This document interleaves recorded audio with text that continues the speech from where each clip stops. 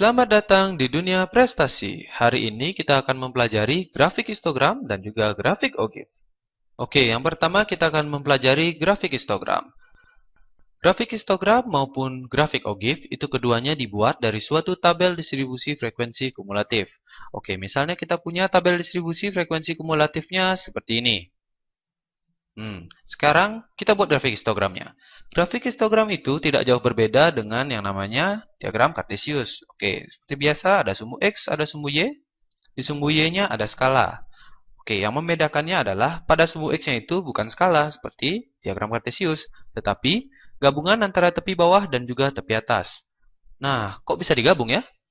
Digabungnya itu adalah seperti ini. Perhatikan bahwa nilai ini pada tepi bawah itu sama saja dengan nilai ini pada tepi atas, sehingga kita tidak perlu menuliskannya dua kali karena keduanya sama. Maka jika tepi bawah dan juga tepi atas itu digabung, maka nilainya akan menjadi seperti ini pada sumbu X kita. Grafik histogram itu sendiri sebenarnya dapat dikatakan sebagai pencampuran antara diagram batang dan juga diagram garis. Diagram batangnya itu kayak gimana sih di grafik histogram? Sekarang perhatikan, tepi bawah 34,5 dengan tepi atas 43,5 frekuensinya adalah 4. Maka, batang persegi panjangnya adalah seperti ini. Sudah mulai kan ada gambaran? Yang berikutnya, tepi bawah 43,5 dengan tepi atas 52,5. Frekuensinya 3, berarti batang persegi panjangnya seperti ini. 52,5 dengan 61,5, frekuensinya 4. Ini batang persegi panjangnya. 61,5 dengan 70,5, frekuensinya 9, berarti yang ini. 70,5, 79,5, frekuensinya 12, ini. 79,5 dan 88,5, frekuensinya 8, berarti batang persegi panjangnya adalah seperti ini. Oke, itu dia diagram batang pada grafik histogram. Sekarang, diagram garisnya bagaimana sih kalau di grafik histogram?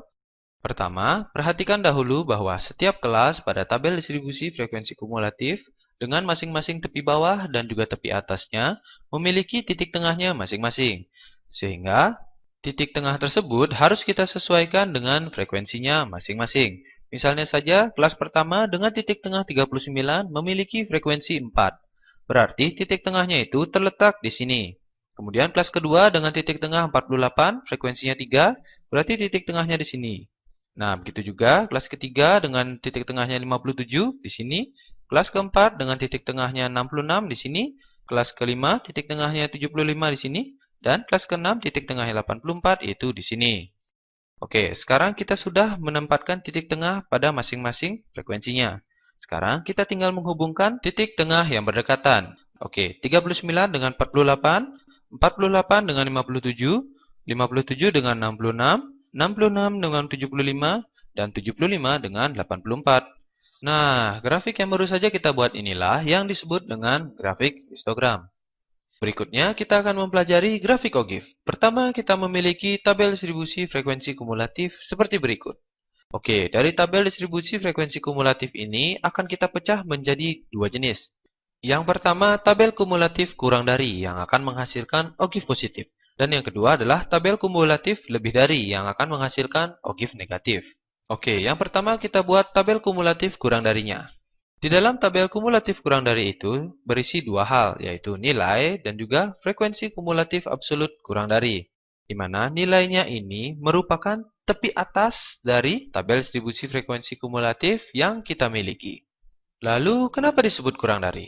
Nah, disebut kurang darinya itu karena 88,5 itu merupakan nilai tertinggi pada tabel distribusi frekuensi kumulatif yang kita miliki. Sehingga tentu saja kita tidak mungkin membuat lebih dari 88,5 karena itu akan melewati nilai tertinggi yang kita miliki. Nah, maka dari itu kita akan membuat kurang dari tepi atas yang kita miliki. Oke, yang berikutnya kita akan mengisi frekuensi kumulatif absolut kurang dari. Sekarang perhatikan. Nilai yang kurang dari 43,5 itu nilai berapa saja sih?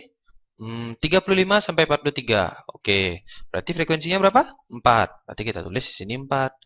Kemudian nilai yang kurang dari 52,5? 44 sampai 52. Betul. Ada lagi? Ya, 35 sampai 43 juga kurang dari 52,5. Berarti kalau tadi 35 sampai 43 itu frekuensinya 4, kemudian 44 sampai 52 itu frekuensinya 3, Berarti frekuensi kumulatifnya harus kita jumlahkan karena kedua nilai tersebut atau kedua rentang tersebut kurang dari 52,5. Berarti frekuensi kumulatif absolutnya 7.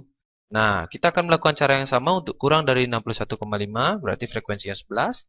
Kurang dari 70,5, frekuensinya 20. Kurang dari 79,5, frekuensinya 32. Dan kurang dari 88,5, frekuensinya 40. Oke, tabel kumulatif kurang dari kita sudah selesai nih. Sekarang kita buat tabel kumulatif lebih dari. Oke, tabelnya tidak jauh berbeda dengan tabel kumulatif kurang darinya. Yang berbeda itu adalah nilainya. Nilainya diambil dari tepi bawah dan diisi lebih dari. Oke, untuk menghitung frekuensi kumulatif absolut lebih dari, sekarang perhatikan lebih dari 79,5 itu, apakah dia termasuk di lebih dari 70,5? Ya, termasuk. Berarti lebih dari 79,5 itu merupakan frekuensi yang paling terkecil. Berarti kita pakai frekuensi awal, 8. Kemudian, nilai berapa saja yang masuk di lebih dari 70,5? 71 sampai 79. Kemudian 80 sampai 88. Berarti frekuensinya 12 ditambah 8. Oh, berarti 20 frekuensinya. Sekarang, terapkan cara yang sama untuk mencari frekuensi kumulatif absolut lebih dari untuk lebih dari 61,5 sampai lebih dari 34,5. Maka kita akan mendapatkan frekuensi kumulatif absolut lebih darinya adalah seperti berikut. Oke, sekarang tabel kumulatif kurang dari dan juga lebih dari kita sudah selesai. Yang berikutnya kita akan menggambar grafik OGIF. Pertama, grafik OGIF itu tidak jauh berbeda dengan grafik histogram, di mana ada sumbu X, ada sumbu Y, di sumbu Y-nya ada skala, kemudian di sumbu X-nya ada nilai yang merupakan gabungan dari tepi bawah dan juga tepi atas. Nah, yang membedakan grafik histogram dengan grafik OGIF itu, kalau di grafik histogram itu merupakan gabungan dari diagram batang dengan diagram garis, sedangkan di grafik OGIF itu merupakan gabungan dari dua diagram garis. Sekarang yuk kita coba OGIF positifnya dahulu. Kurang dari 43,5, frekuensi kumulatif absolutnya 4, berarti di sini. Kurang dari 52,5, frekuensi kumulatif absolutnya 7, di sini. Kurang dari 61,5, 11, di sini. Kurang dari 70,5, 20, di sini. Kurang dari 79,5, 32, di sini. Kurang dari 88,5, 40, di sini. Oke, setelah kita membuat titik-titiknya, sekarang kita hubungkan titik-titik yang berdekatan. Iya, seperti itu. Nah, diagram garis inilah yang disebut dengan OGIF positif. Sekarang, yuk kita buat OGIF negatifnya. Lebih dari 34,5, frekuensinya 40 di sini. Lebih dari 43,5, frekuensinya 36 di sini. Lebih dari 52,5, frekuensinya 33 di sini. Lebih dari 61,5, 29 di sini. Lebih dari 70,5, 20 di sini. Lebih dari 79,5, frekuensinya 8, berarti di sini. Sekarang setelah kita membuat titik-titiknya, kita hubungkan titik-titik yang berdekatan. Nah, diagram garis inilah yang disebut dengan OGIF negatif. Sekarang terlihat bukan? OGIF negatif yang digabungkan dengan OGIF positif inilah yang disebut dengan grafik OGIF secara keseluruhan. Oke, itu dia tadi pembahasan tentang grafik histogram dan juga grafik OGIF. Sekarang, yuk kita tarik kesimpulan. Grafik histogram itu adalah grafik yang terbentuk dari penggabungan diagram batang dengan diagram garis. Kemudian, grafik OGIF itu terbentuk dari penggabungan dua diagram garis. Oke, sekian dulu pertemuan kita hari ini. Pertemuan kita berikutnya, kita akan membahas min dan median dari data tunggal. Sampai jumpa.